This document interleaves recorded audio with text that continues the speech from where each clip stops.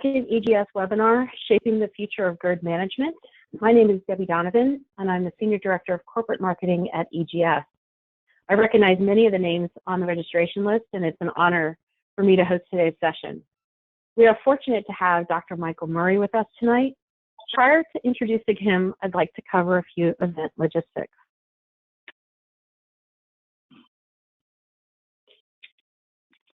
So that we don't hear background noise, we've placed everyone on mute. However, we would like this event to be interactive and invite you to ask questions using the chat feature in the event control panel. This event is being recorded, and we will share the recording as soon as we can in case you want to rewatch or share this with a colleague. In addition to your questions, we will also be conducting a few polling questions throughout the presentation. We're going to test this right now by asking a simple question, and that is, who is in the audience today? Some people calling us or letting us know. You know, GERD patients are co-managed by GIs and surgeons, and each discipline brings their unique perspective on the disease, the diagnosis, and the treatment options. Okay, so I am going to close this poll right now. And it looks like we have a lot of general surgeons today. Excellent. And Dr. Murray is a general surgeon. So with that, I will introduce our presenter. So our esteemed presenter is Dr. Michael Murray. He is based at the Northern Nevada Medical Center in Reno, Nevada. Dr. Murray is a fellow of the American College of Surgeons and faculty at the University of Nevada, Reno Medical School. Dr. Murray was trained to perform the TIF procedure in May of 2010, and that means he's been doing this for a very long time. And thankfully, he has done over 250 TIF procedures. He was one of the early trailblazers by performing laparoscopic hiatal hernia repair concomitant to a TIF procedure, and he will talk more about this today. Dr. Murray, thank you for being with us this evening. I will now turn the event over to you. All right, Debbie, thank you so much. It's an honor to be here tonight and discussing GERD therapy with you. I do not have the webinar on here for some reason. I will check the audience view. Oh, you're right. Hold on just a moment. Looks like I need to hide the poll. Sorry about that. There we go. So I will take this back. Is that right? Hold on. So there's your picture. Okay. That was my introduction. Hello. And then here's your start. Thank you. Thank you. A few technical difficulties. All right. So transoral incision fundoplication and endoscopic GERD management in a surgical practice is really what I'm going to discuss. I have a surgical mindset to this, and so what I talk about comes from a surgical aspect, but it should be applicable to the gastroenterologist as well. Next slide, please, Deb. Yes. And you are an instructor and faculty? Yep. Faculty, yes. Next slide, please. I put this slide up here. I trained in the late or early 90s, and at that time, there was a controversy between surgeons and the GI guys as to who was going to do gastrostomy tubes, and the surgeons kind of looked down their nose at the PEG tube technology, and they were all proud of the fact that they could do a stem gastrostomy in 15 minutes. But when I finished my residency, it was obvious what was going to happen. No one was doing stem gastrostomies, and everyone was doing PEG tubes. And I took a strong lesson from that. I did learn to do PEG tubes myself, but it was obvious that smart endoluminal therapies would always beat surgical approaches to disease. And you can see that today. That's been a recurring theme in medicine since I've graduated. Next slide, please. So what does a TIF procedure add to a surgical reflux program? As a surgeon, why should I learn a TIF procedure, which is an endoscopic procedure, as opposed to sticking to just what I know, Nissen fundoplication? And we should discuss who's going to get a TIF procedure, who's an ideal candidate for this procedure, and why is this technology important? Next, please. Let's look at the problem overall. GERD affects anywhere from 18 to 59% of the population. It's generally thought of about 20% of the population. The cost in drugs alone are incredible, not to mention the cost of lost productivity. In addition, 35% of GERD patients are dissatisfied with their PPI therapy. So if you just do the math there, it's an incredible number of patients that could be benefited from a surgical approach. I think this is a surgically underserved community. And finally, PPIs, as we are learning almost every day, are not as safe as previously thought. And I'm not going to go through all the complications and problems with PPIs. They're numerous, and most of you guys know them already. So let's go to the next slide. So I look at reflux as a surgeon as the components that needed to be fixed or repaired, or what I can approach it as a surgeon. And there's basically 4 recognized components of the reflux barrier. The first is the LES, and especially its intra-abdominal length. And as a surgeon, I can correct the intra-abdominal length. There's not too much I can do to increase that high pressure zone. There is strata that states it could do that. And there is LINX, which kind of is a sphincter replacement therapy, more or less. There's a flat valve and the angle of His that we can approach. That can be repaired surgically or endoscopically. The crural diaphragm can be approached. And the phrenoesophageal ligament. All 4 of these make up the reflux barrier. And I look at it as from a component ideas, which one of these do I have to fix, or how many of them do I have to fix? Please, next slide.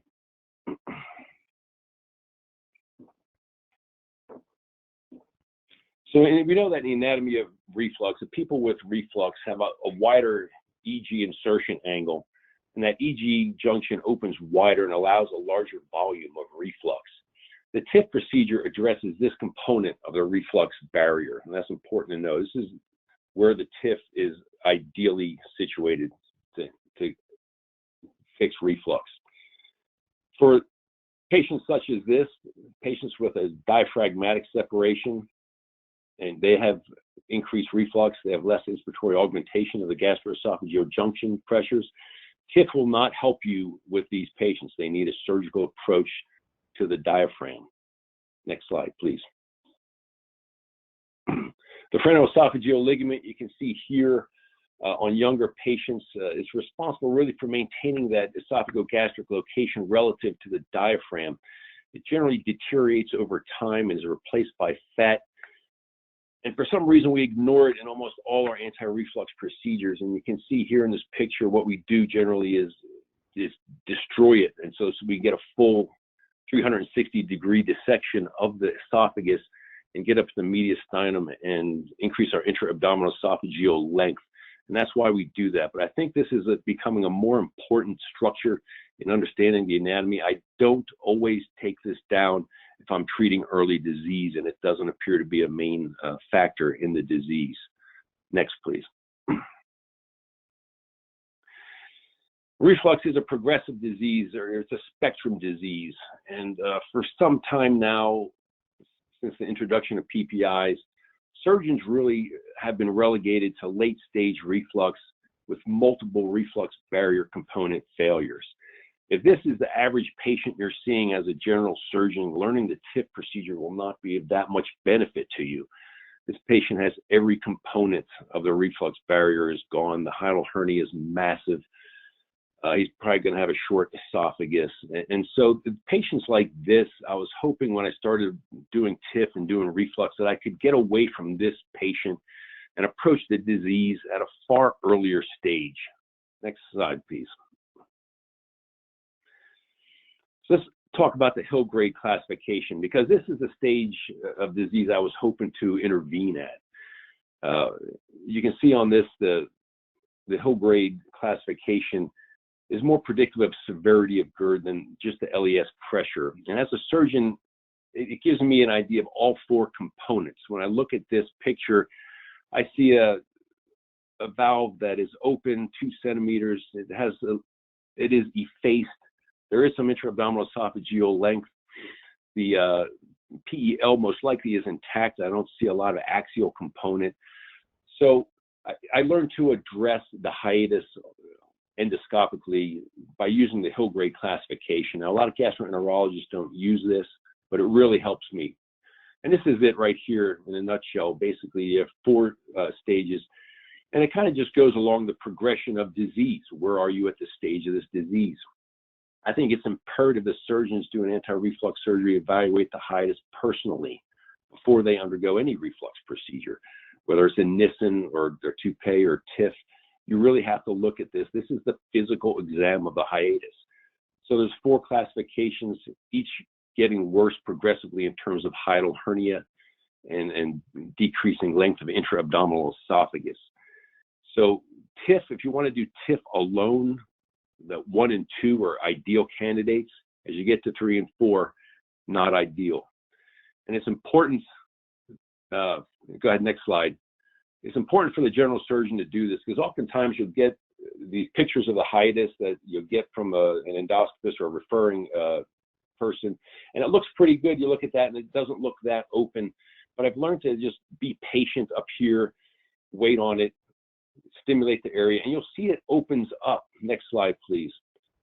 So that if you watch this area long enough, you'll see that there is a crural component of here that would be easy to miss, and a Hill 3 can look like a Hill 2 very easily if you don't spend enough time looking at this and adequately insufflating the stomach and stimulating that area. So surgeons must be part of the diagnostic endoscopy. So Dr. Murray, I'm going to interrupt here for just a moment, and we're going to take another poll, and we're going to ask the audience what types of other reflux procedures you have in your armamentarium. And you are welcome to choose more than one answer.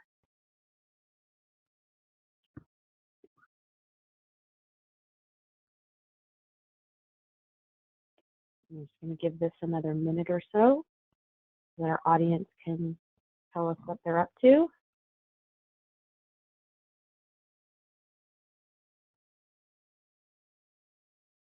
Looks like everything is holding right now, so thank you very much. I'm going to close this poll and I'm going to share it so that you can all see what it looks like. We've got a lot of Nissen experience, and we have a fair amount of TIF procedure experience, and a little bit in some other areas, a little bit of strata in there. Great. So I'm going to hide this. Well, and great. It's up to you, back to you, Dr. Murray. You've got a nice experienced audience with us today. Yeah, there is. That's pretty broad experience throughout all levels. That's great. So let's talk about reflux surgery. As we saw in that poll, Nissen is the predominant approach, right? 70% of people were doing Nissen. And it has been the gold standard of reflux surgery in the USA. Tom DeMeester kind of got it where it is today. It's a 360-degree full wrap, full fundus mobilization, and 2.5, 3 centimeters in length. The problem with it is that it's technically challenging. There's a fine balance between too tight of a wrap, resulting in dysphagia, and too loose, with recurrence of reflux. It entails a lot of dissection. There are multiple pitfalls. As you can see on this representation, there's 4 known failures of this that are fairly unique to the Nissen fundoplication. The top one is herniation of the wrap into the chest. Type 1B is where that wrap gets below the GE junction, so you have basically a slit Nissen. You have a fundus herniation behind the wrap, and then that fundus herniation through the wrap. And these are felt to be technical. If the person was more technically proficient, they would not get these, but even technically proficient surgeons get these type of problems. So the Nissen fundoplication is not all it has been wrapped up to be. The long-term effect of fundoplication will deteriorate up to 47% of the time. That's fairly significant. That doesn't mean it's a bad operation. We're working on an area that moves, that over time things break down. And so I look at it like an orthopedic surgeon looks at things. If you have a knee and you fix the cartilage on that, and then 5 years later they need a knee replacement, it's not a failure. It's basically progression of the disease. So the disease can progress despite the fundoplication. You may need additional medical management with that. In addition, you may need more surgical management, and it's a big operation. And so going back up there and doing reoperations on redo Nissens are very difficult and challenging. And in addition, you get dysphagia, which stays with you, dysphagia, flatulence, and inability to vomit. So there's a lot of problems with it. Let's talk about the TIF procedure with esophagus. So, Dr. Murray? Yes. Dr. Murray, we're going to introduce just for a second. I'm going to launch another poll. This will be our third poll. Okay. And what I'm curious about with the audience is what their experience is with the TIF procedure. And we're collecting responses right now. It'll be very interesting to see the experience level of our audience today, given that we have so many general surgeons.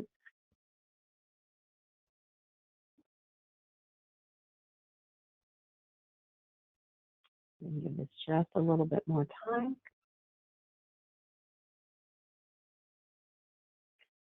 Okay, looks like it's holding at this. So we're going to close this poll, and I'm going to share the results.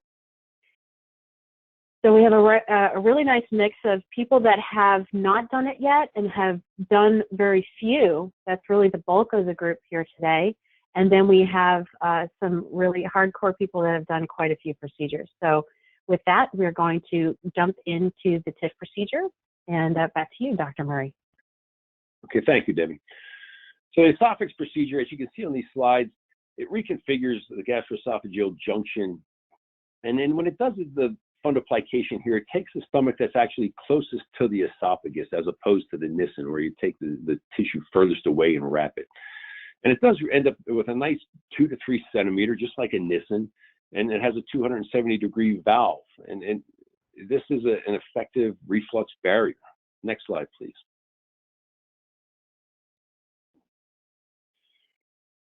And it's been clear since 2007. There's over 20,000 of these procedures have been performed to date, most in the U.S. The amazing thing about this is the serious adverse event rate is remarkably low. This is an incredibly safe procedure, 0.38%. That's less than the colonoscopy. So it is remarkably low complication rate. There's level 1 and 2B data. There's now a category 1 CPT code effective for it. And so it has evolved, it's moving along, and it is recognized. Next slide, please. Okay. Next slide. There we go. Yep. And it's got medical support. I'm sorry, go back to medical support. Sorry. It is sorry. medical society support by AGA, ACG, SAGES, and the American Society of General Surgeons. Next slide, please. And this is the device. This is the latest device. When I learned this, I learned it on a device that deploying the fasteners was fairly complicated. It's like playing the harp. So they really reconfigured this thing, and now deploying these fasteners is so remarkably easy. It's almost embarrassing, and it is very consistent. What I like about this device, I was almost reluctant to use it initially because I was comfortable with the other one. But the consistency that you can get with this device has convinced me that this is the way to go, and I've been using this for all this year now. This is the business end of it. I want to have you look at the fasteners. This is a transmural device, so those fasteners will be pushed from the inside of the esophagus and through the stomach and to the inside of the stomach. So you do make small perforations of the esophagus and stomach when you do this. That's why antibiotics are indicated. It's good to be aware of that. The rest of this, we'll kind of go over it in a little bit, but I will also point out that the helical retractor is a really important part of getting adequate wraps, and the ability to learn how to place that and manage that. I can't emphasize enough how important that is.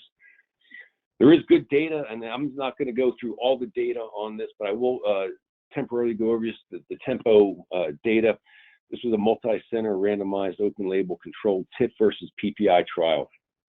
And it has now 4-year data. They had 6-month, 1 year, 3 and 4 year data, and all outcome measures were stable through the 4 years. So they have esophagitis is healed at 86% of the patients. That was stable at 3. And sustained elimination of regurgitation, atypical symptom control was maintained, and the GERD HRQL scores improved, and that was maintained through 4 years. So we have 4 years of data. Next slide, please. I show this is a really good operation. It's a really good operation for people with regurgitation that's troublesome. People that are getting a great response from their PPI generally are not the ones coming to get treatment. It's people with these atypical symptoms or regurgitation that keeps them up at night. And the TIF works well for that. Elimination of atypical symptoms like LPR and regurgitation is better treated with a mechanical block as opposed to PPI. So that seems pretty simple. People with satisfaction with current health condition after a TIF, that remains stable through 4 years as well. Next slide, please. And this is kind of all the patients you can see after having a TIF at 1 year, 2 year, 3 year, and 4 year, all their symptoms improved significantly, and it stayed significant throughout the 4 years. Next, please. So the conclusions on the 4-year report were that TIF provides durable control of regurgitation, at least out 4 years, right? It controls heartburn, atypical symptoms in a subset of chronic GERD patients with small hiatal hernias. Now, these patients had really no hiatal hernias. This was a straight TIF. This was not associated with a hiatal hernia repair. Healing of reflux esophagitis and improvement of pH parameters remained through the 4-year follow-up. And the conclusion was that in well-selected patients, TIF was a good option for patients with reflux. Looking at the HRQL studies, there are multiple studies from the US, there's 8, and they all showed the same exact thing, excellent results in every one of them. Next slide, please. The reflux symptom index, again, multiple studies, every time the results are great with TIF, and this is TIF alone, all these studies. Next slide, please. So when I look at that, TIF procedure appears durable to me. It addresses really only the angle hit flat valve portion of the reflux barrier. So this is early stage GERD. You don't have loss of the hiatus or the phrenoesophageal ligament.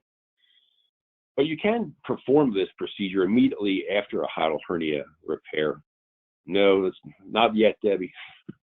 Oh, okay. And concomitant. So I'll get to that. I'll show you it. So you can perform this immediately after a hiatal hernia repair, and I'm going to discuss that a little bit. Next slide, please. Okay.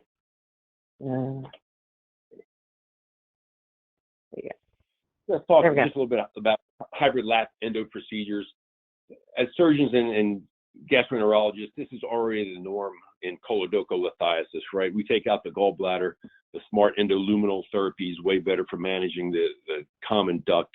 And we work as a team here, and it works out best for the patient, right? Matsuda in Japan does laparoscopic endoscopic cooperative surgery where they're taking out these submucosal tumors in the stomach with a combination of laparoscopic and endoscopic surgery. And they call it LEX, which I like. It's a cooperative arrangement between surgeon and endoscopist. And he has a quote here. He does this because it's less dissection. It preserves the blood supply and nerves. It preserves gastric function and postoperative quality of life. And these are the exact things we should be looking at to do when we do anti-reflux surgery. Next slide, please. So the FDA has an expanded label since June 2017 that patients with hiatal hernia larger than 2 centimeters may be included for a TIF procedure when you fix the hiatal hernia and make it less than 2 centimeters, which you should be able to do if you're doing a hiatal hernia repair. You shouldn't have any hernia left. Next slide, please. So when I do these patients where I'm looking at hiatal hernia repair with TIF, patient selection is important. You have to make sure you're selecting the right patients for this. You want patients with a continued reduced quality of life, persistent troublesome symptoms, and progression of disease despite adequate PPIs. And I'm seeing a lot more patients now come to me who prefer to manage their disease without chronic PPI usage. This will be a continued source of patients, I think, as we move forward. Next, please. The diagnostic testing that I do prior to a TIF procedure is, as I mentioned earlier, always EGD with a biopsy and a Hill grade evaluation. I usually do a video esophagram before I do a TIF. I like to make sure there's no issues with motility. Ambulatory pH monitoring, I'm very liberal with. Manometry, I don't get manometry on everybody, only those with dysphagia or the picture is not quite clear to me. Gastric emptying studies, they say 20% of patients with reflux will have gastric emptying issues. I don't know if it's that high, but I do want to know if I'm treating someone with a gastric emptying issue because this can make their gastroparesis a little bit worse if they're unable to vent their stomach. Next slide, please.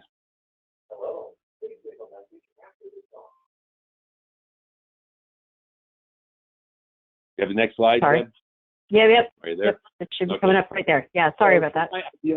So for my ideal hiatal hernia repair and concomitant TIF patient, I like them to be younger. They have better tissue. If you look at this, when you're doing a TIF fundoplication, you have to move tissue around. It has to be supple and pliable. The younger the patient is, the better. I have done it on patients in their 80s, however. But I prefer to do it on earlier stage disease. Small hiatal hernia, as you see in this picture, this is 2 sutures in the hiatus. Excellent intra-abdominal esophagus. There's no bleeding here. This is a very minimal dissection. I want to be able to do someone that I can do a minimal dissection, get out, and do a TIF on. So in terms of hiatal hernia, keep that slide, please. In terms of hiatal hernia, the axial component is more important than me transverse. I don't mind putting 4 stitches in the hiatus, but I get worried more about how much of it is axial. Obesity is a problem just because it makes it more technically difficult. Patients have to be compliant with the dietary and physical restrictions. That's always important. And it's really important to get gastritis and esophagitis under control. Again, if you have tissue that is edematous and not pliable, it will not move. You will not get a good TIF. Next, please. So when I do a concomitant procedure, when I do a hiatal hernia repair, I look at to see where my lines of tension are. There is a certain amount of adhesion. Sometimes you'll get to the fundus, to the diaphragm. You have that ligament behind the esophagus. I will take that down so that I can get a good posterior wrap. I'll create a nice window behind the esophagus like I'm going to do a Nissen. But it takes little dissection. I will leave most of the left side alone. You have to think about these lines of tension as what's going to pull on that TIF. I always check anteriorly before I get out of the abdomen. I pull that anterior portion of the stomach over to make sure it comes easily with no tension. So you have to think about tension in there. Next, please. So this is a patient. I'm just going to go through a patient that I did a hiatal hernia repair and a concomitant TIF procedure. This was a 59-year-old female that presented with GERD, chest pain, and regurgitation. And on her initial endoscopy, she had this type 2 hernia. She has a Cameron ulcer up there in the corner. It's probably 3 or 4 centimeters transverse hiatal hernia, maybe 3 axial. So it's not really big. So I thought she would be a good candidate for the concomitant procedure. And so we moved along. Next slide, please. And this is what her initial laparoscopy looked like. As you can see, the hernia always looks a little bit larger when you're doing laparoscopy. You see the stomach is deflated here, but the abdomen is insufflated, pushing the diaphragm up. And so this hernia looks a little larger than what we saw on the endoscopy, but still a good candidate overall. Next slide, please. So this is after we fix the hiatus. And again, you see in this case where we have 4 sutures, posterior choroplasty. I try not to do anterior choroplasty. She did have a full 360-degree mobilization. She was a little bit more advanced in trying. I did not try to preserve the phrenoesophageal ligament. So again, I try to mobilize all the adhesions to the stomach. I leave the blood supply of the fundus completely alone. I try to leave that left side alone. If I ever have to come back and do an operation in here, I can approach everything from the left side. It's fairly virgin. It hasn't been traumatized surgically. And this minimizes dissection. As you can see in here, there's almost no blood. I lose more blood on the TIF than I do generally on the hiatal hernia. Next, please. And this is what it looks like endoscopically after the hiatal hernia repair prior to performing a TIF. You can see the hiatal hernia is gone. She has fairly good intra-abdominal esophageal length. She still remains a little bit effaced, but an excellent candidate for TIF fundoplication. Next, please. And this is what it looks like after the TIF. Like I said, I generally use more blood on the TIF, but she has excellent RAP, probably well over 270 after completion of the TIF procedure. And so next slide, please. Next. And this is what it looks like before and after. And this patient had an excellent result. I followed her up at 6 months, was doing well, was off PPIs. And usually at that point, I follow them up in a year. Next, please.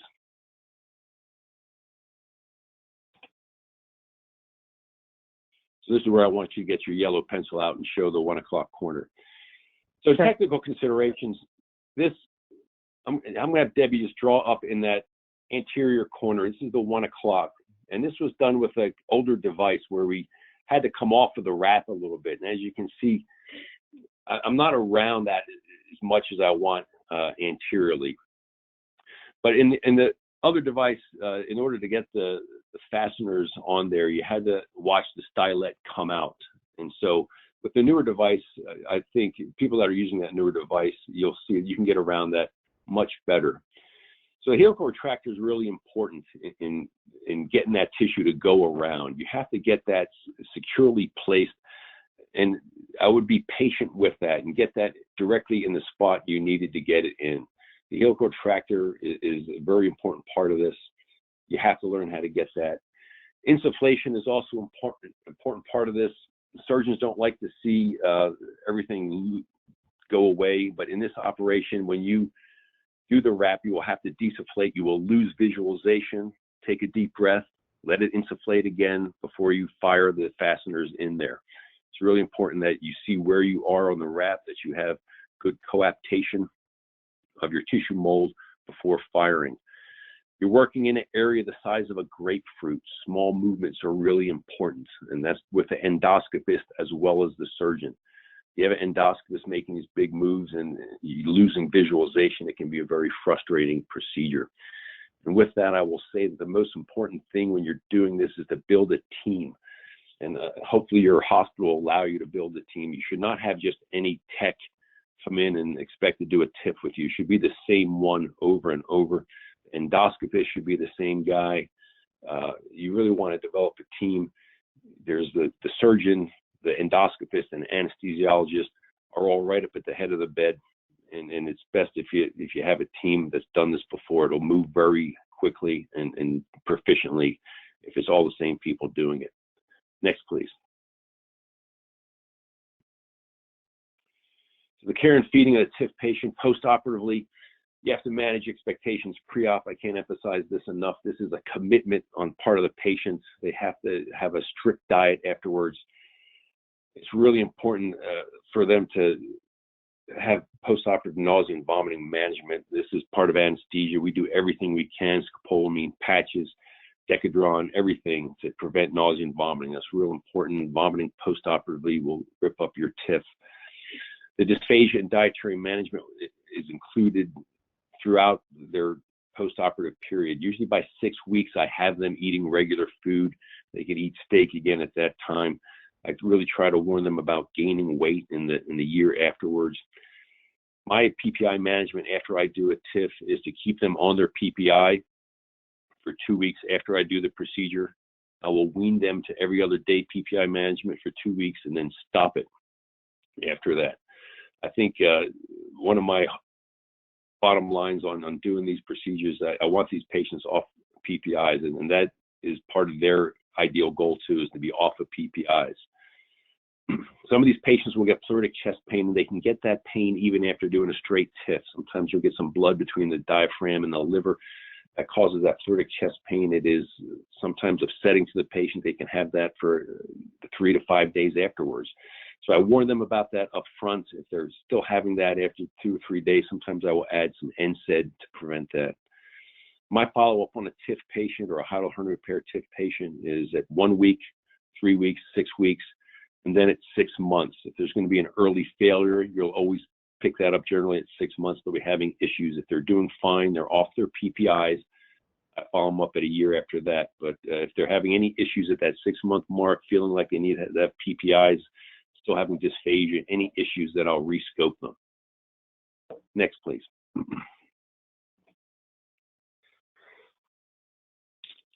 So there's some data out here. I will not go over this for time's sake, but Janu and Marvellis have a level 2 HHR TIF procedure, 1-year data. Again, adding a hiatal hernia repair does not make things worse, makes things better. So I'll let you guys look at that study on your own.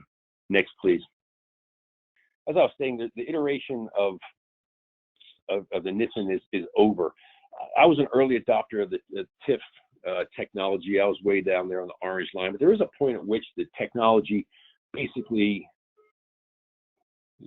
gets better. And so I think at this point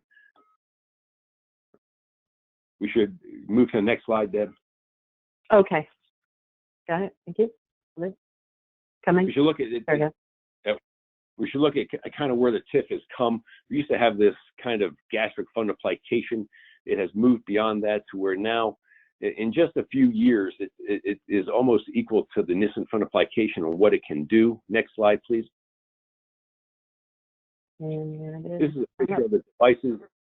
You're doing good. This is a picture of the devices that we have gone through. Again, that the one I really got comfortable with was this one that came out in 2009, 2015. The Z came out, and only 2 years later, now we have another one that's going to make this that much easier. And this makes it much better. People can do a classic fundoplication in a short amount of time, and it can be consistent across the board, whereas the Nissen is very technically difficult to do that. Next, please. Let's go back to that TIF heat map. Oh, sorry. There you go. Okay, sorry. So this is right now, there's been, like as we said, 20,000 TIF procedures. This is a heat map in America where TIF is being done.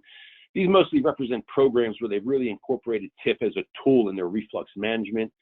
I'm in Reno. I'm the only one doing it there. But all these places you see here have really adopted it and made it a tool. There's a big hole on the East Coast. I'm not sure why that is, or TIF has not really taken hold, even though that's where all our academic centers are. It's a little bit disappointing. Next, please. So again, what does this add to a surgical reflux program for me? It makes me not a one-trick pony. I don't have one answer to all reflux problems. I can do an endoscopic approach, and it gives me experience in endoluminal surgery, which I think is a coming trend. And I think it's important that surgeons especially start picking up on that, or they'll be watching the gastroenterologist do it. It allows surgeons to approach the disease by addressing each failed anatomic component. I don't have to just go in there and do a Nissen fundoplication, which addresses all four. If I can preserve the PEL, do a small closure of the hiatus, and then get out and do a TIF, I will decrease dramatically how much dissection I do, how much blood loss I have, how much complications I have. And it's just a better minimally invasive approach. It aligns with our minimally invasive surgery traditions. So from that standpoint, why does the hospital benefit from this? There's no major facility investment. I mean, ORs and radiology endoscopic equipment is already there. For us, the only new equipment was doing Bravo pH studies. This draws patients from outside usual referral patterns. There's several hospitals in my area with different family doctor groups, but if you want a TIF, you're going to have to come to me. Procedures have a remarkably low SAE rate, so you don't see an increase in your hospital-acquired conditions or readmissions. Patient satisfaction with this procedure is very high, and it will increase your HCAF scores, and we have seen that at our hospital. So at that point, I think we'll try and see if we get some questions. We do. We have quite a few questions. So the first one is from Dr. Reyes, and he asks, do you use a bougie? Well, the TIF itself acts as a bougie. So when I do the hiatal hernia repair, I have gotten away from doing a bougie. I used to, but now I don't. Okay, great. I quickly went to Hill grade. I do dilate. I want to add, I do dilate the esophagus with a Maloney dilator prior to doing the TIF, though. So I don't dilate when I do the hiatal hernia repair, but I dilate after the hiatal hernia repair. Got it.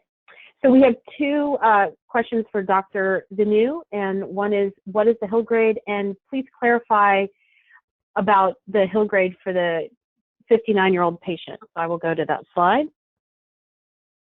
So that's a Hill 4, right? So if you just go to the Hill grade classification. So you want me to go there? Okay. Yeah, all the way to that class. So if you look at that slide right there, you'll see the top side kind of tells you the progression of disease. As you see a Hill 1, you'll see that esophagus there's intra-abdominal esophagus still looks pretty good. There's a good lip valve there. The angle looks good. Everything looks good on that. So that should be a fun. When I do an endoscopy on that, I'm thinking maybe they don't have reflux and we're thinking about something else. In the 2, it starts to open up a little bit. These people generally have functional GERD, right? So when I'm looking at this, if I look at this from the component area, a 2 has no crural separation yet. It's losing the lower esophageal sphincter tone, and it opens up more. The angle may be a little bit, the insertion angle may be a little bit off, and you have maybe a little bit of effacement on that. So that's a 2, but the PEL is intact and the crura are intact. Now, as you move to a 3, the crural separation is larger here. This is more advanced disease. As you look at that slide down there, you see the Z line is intact. It's where it belongs. The phrenoesophageal ligament is not lost in this situation. So in this case, well, if I look at someone like this, and I'm going to do a TIF on them, I think maybe a stitch or 2 in the crura would help that, and then I can get them down to a 2. On Hill 4, you lost the PEL, so you have significant axial component of the hiatal hernia. The hiatal hernia is now up in the chest. You still have on this picture, this guy has about 5 centimeters both ways, 5 centimeters transverse by 5 centimeters axial. On that picture of the patient I did, even though it's a level 2, you can still see that the transverse dimension of that is going to be about 4 centimeters. Go back to my, and the axial component's about the same. Keep going. Next. Right here. So, go back one slide. Okay. Yeah, so there's that patient. So this is a Hill 4, no doubt. The phrenoesophageal ligament is lax, and this is going to require a 360-degree dissection of the esophagus. You're going to have to get that stomach back in the abdomen. The transverse diameter, if you're looking at this, is probably like 4 centimeters there. Okay, so this is a Hill 4. Okay, so this is what they call type 2 hernia endoscopically, right, where it comes up paraesophageal. But if you go to the next slide, when we look at this as surgeons, there's really only 2 types of hiatal hernias. They all look just like this or bigger. You don't see that. When you're looking at it from an endoscopic standpoint, you have to realize you're looking at an insufflated stomach and the diaphragm still functioning. When I'm looking at it as a surgeon, this diaphragm is paralyzed, and I've insufflated the abdomen, pushing the diaphragm up and opening that hole a little bit so it looks a little bit worse. But the stomach is now not insufflated. So you have to realize what you're using. Right. So Dr. Murray, we've got a couple more questions around this hiatal hernia measurement. So Dr. Santamaniago, hope I got that right. How do you measure the hiatal hernia size, which you're covering right now? Is there a standard protocol for measurement? Before you answer that, how long on average do you air insufflation for assessing a Hill grade? I find that you can elicit a TLESR in patients if you put air long enough and giving the appearance of a Hill grade 3 or 4. So wondering how you decide how long is sufficient. So both about measurement of hiatal hernia size. Okay, so the measurement, you have measurements on your scope. I mean, your scope's about 1 centimeter. So looking at the transverse diameter, if you go back to my slide where I'm inside just one back. So if you look at that, it's 1 centimeter. So you can see along there's a diaphragmatic pinch there still. You can still see the diaphragm. The stomach just wraps around that diaphragm. This is an insufflated stomach. This, if I looked at it from a transverse, from side to side, is going to be 3 to 4 centimeters, depending on where this person is in respiration.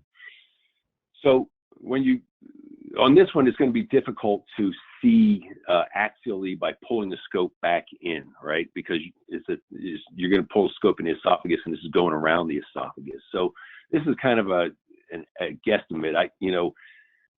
That's going to be about 3 centimeters deep, and it doesn't have to be exact, but I know the phrenoesophageal ligament is gone here. Okay, there's no question whatsoever that this is going to be a 360-degree full circumferential dissection of the esophagus, pull the sac out, and then do a choroplasty. This is not a person I would say, let's preserve the phrenoesophageal ligament, preserve the hepatic branch of the vagus, just do 2 little stitches. Okay, there's not going to be a candidate for that. Great. What was the other question? So, yeah, I think you got both of those. So there's 2 also questions about the repair itself. From Dr. Klochke is asking, do you use a patch for your hiatal hernia repair? So now these 4 centimeter ones, I'm starting to go to, if it's over 4 centimeters, generally I do. If it's, there's not great literature on this. But I have noticed in older patients and in women, the tissue is not as good. If I'm doing a simple, it's just doing a choroplasty, like, go to the next slide. This was, yep. If I'm doing a next slide, it's just I want to get to where I have the height. Perfect. Yeah. In her, so I didn't do mesh in her, but if she was in her 60s or so, I probably would. I think hiatal hernia recurrence is a real issue. I think probably some of the early failures in that tempo were just progression of the hiatal hernia or unrecognized hiatal hernia. We have to come up with better ways to treat hiatal hernia, because recurrence is a real problem, and it's a heartbreaker in this situation when it happens. But if it does happen in this situation, again, my approach would be go right to the left side, and you have free area. That's why I like doing a TIF. I haven't burned a lot of bridges. So if you get a recurrence and you have to go back in, it's not as terrible as if you did a Nissen fundoplication. So I don't use mesh in everybody. I do not use mesh in everybody. For elderly, larger defects, worse tissue, yes, I do. Awesome. There was another question, and that is, why do you avoid anterior choroplasty sutures? Do you have a concern about excessive angulation with too many posterior choroplasty sutures? This comes from Dr. Brent Stewart. So if I'm looking at earlier disease, I can get by with just posterior choroplasty. That was the whole idea of doing TIF, is I'm trying to do earlier disease. If I got a big hiatal, like I showed you that earlier one, that massive paraesophageal, you're not going to get by that without doing anterior sutures, but you're not going to do a TIF on that patient. That's just going to require way more. So if you're at an earlier stage of disease, posterior repairs are all you really need. Anterior repairs, I just don't like them. I think that the tendon there doesn't hold suture as well. I say I don't generally do it, but I have done it. I'm not totally dogmatic. So I do use anterior sutures for the larger hernias. But I never found it too terrible of angulation. If you do 4 posterior sutures like we did in this patient, they do fine with that. If I'm doing much more than that, then I'm starting to look again at maybe doing an anterior suture. Great. And so Dr. John D'Amelia says, when would you just do a TIF repair? When would just a TIF repair be appropriate? Are all patients combos of hiatal hernia and TIF procedure? I would do a straight TIF patient on a Hill 2 that has a positive pH test, and they look like they're great candidates. So if you're looking at them, they're Hill 2. I don't have to do a hiatal hernia repair on those. I do straight TIFs. There are patients that I do straight TIFs on. And so if they meet the criteria, then great. But a lot of patients, and we're at a stage where we've treated GERD with PPIs for so long that their disease is a little bit further along. And a lot of them will have hiatal hernia as part of it, even if it's small. So when I first started doing TIF, I was a little bit aggressive, thinking you could reduce these 2-centimeter hernias or whatnot. But if that progresses, it will compromise the TIF, especially on the anterior corner. And so I'm more liberal with doing a hiatal hernia repair. But if they look like they have no significant hiatal component, I will not. I'll do a straight TIF on those. Great. So we have a question from Dr. Mills, and he asks, Tempo, 4 noted a decrease of those off of PPIs from 71 down to 58. I did Enterex and Endocinch, and that had good initial results. When you talk to your patients, what do you tell them about expected 10-year and beyond results? Any reason why this could break down over time? So let me pull up the PPI. We'll just go to the slide where, so we know that a Nissen fundoplication will break down like 47% of the time over 12 years. There's a certain Kaplan-Meier curve of recurrent reflux after any anti-reflux procedure. And there's no reason to think that a TIF will not have the same element of failure. There's going to be certain patients that fail. You can see in the Tempo data that 20% fall out fairly early. In reflux surgery, I find there's an early failure rate, and then there's a failure rate over time. I find people that tend to overeat, tend to gain weight after this procedure, tend to get recurrent reflux. And that's a big part of my discussion with these patients at their 6-month visit, is to watch how much weight they gain. But the reason that TIF is better, and I tell them I don't have 10-year data, but I have 4-year data. So if at 10 years you need a redo operation, I can tell you it's going to be a lot easier if I haven't taken down the greater curvature and wrapped it completely around your esophagus.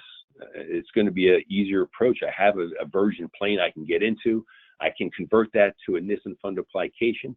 If your corner comes off, I can repair it endoscopically. I can fix the patients that have a Nissen fundoplication where the wrap has come undone. I can fix that endoscopically now. So it gives me more tools to fix. I have done patients where their anterior corner has come off a little bit and brought them back and redid that, and they do fine afterwards. So it's a tool. It's not the magic that we're looking for, that it fixes reflux for now and forever. Again, this is a moving, dynamic thing we're trying to recreate. And I look at it like the orthopedic surgeons do. It may not last forever, but if you have to go back, you want it to be easier.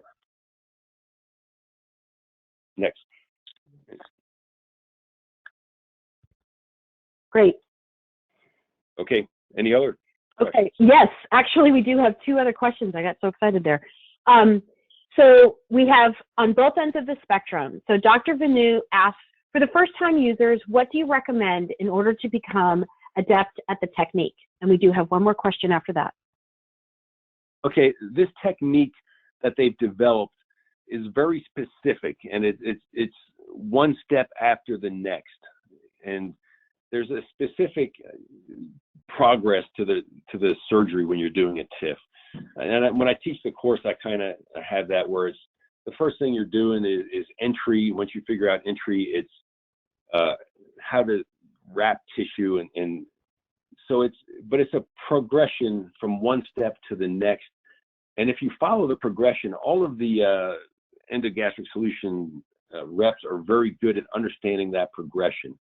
But if you learn the steps of this, you will produce a great TIF. I've gone and watched people do their first or second one, and I'm amazed at how well their TIFs look with this new device. It is not something to be scared of. Again, the SAE rate is very low. So I would take the course, and then when you start doing this, have the rep there.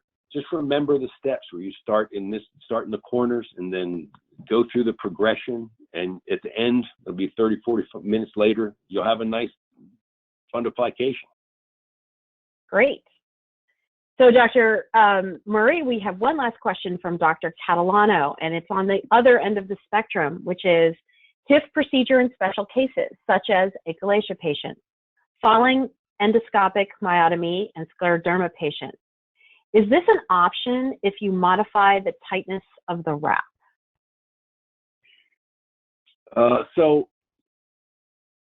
scleroderma patients I stay away from completely. After myotomies, this is an option. Dr. Chang gave a great talk about that last time they had one of these. He does a TIF after doing a poem. And so I think it is an option. Motility disorders in general, I kind of stay away from, because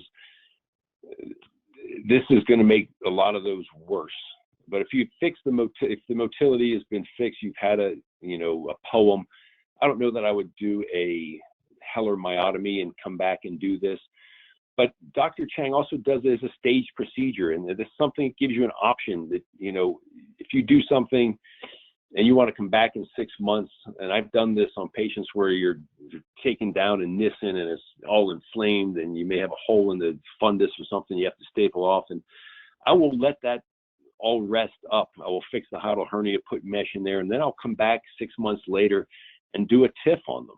So in terms of the timing, you don't have to feel like you have to do everything now because you're there as a surgeon. That gives you a lot of freedom. But in those more complex situations, it is a tool, and I believe, physicians are creative people. They'll find ways to use it to their advantage. But in terms of particularly like scleroderma, it's a big device going in. I've had a couple patients lately that showed up with bad reflux after radiation for Hodgkin's lymphoma, and they have GERD. I just don't offer it to them because I don't know that I'll be able to move that tissue. I don't know that this big device may not split the esophagus, and I just don't want to get those side effects.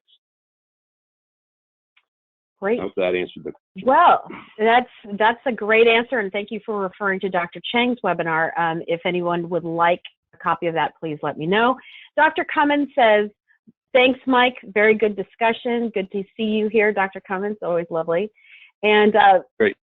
We are now at the top of the hour. Last call for questions, but otherwise, I think we have a successful completion to our second webinar.